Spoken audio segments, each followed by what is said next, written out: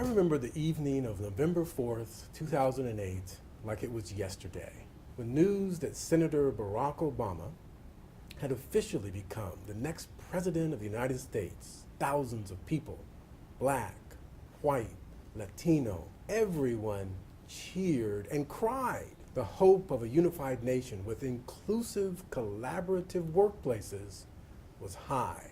Upon that historic election, I thought maybe, just maybe, the corporate landscape would change too.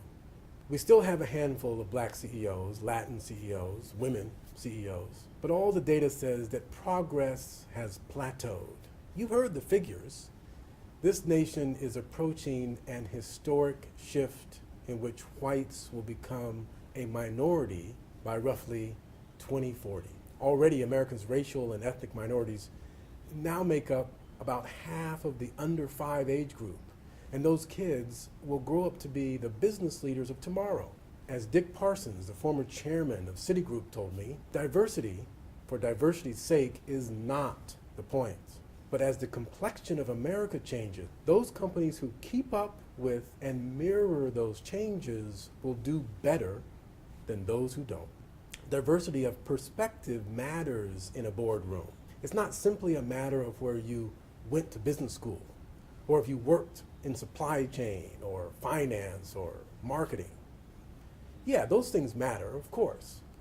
But men and women have different genetic makeups that cause them to see the world differently, no matter what business unit they work in. Blacks and Hispanics and whites are often raised differently, share different histories, and those differences cause us to see the world differently. Now, maybe part of the problem is that we've all grown tired of the term diversity. Maybe a company's diversity initiatives ought to be called its global growth or globalization initiatives. Diversity, after all, by definition, is all about achieving range and variety and including that range and variety in every facet of your business.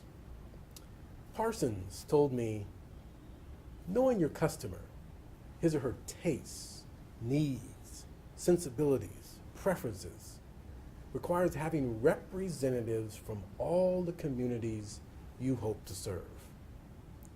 I would add, you ought to include those representatives from top to bottom. I'm Roger Crockett, keeping you in the lead.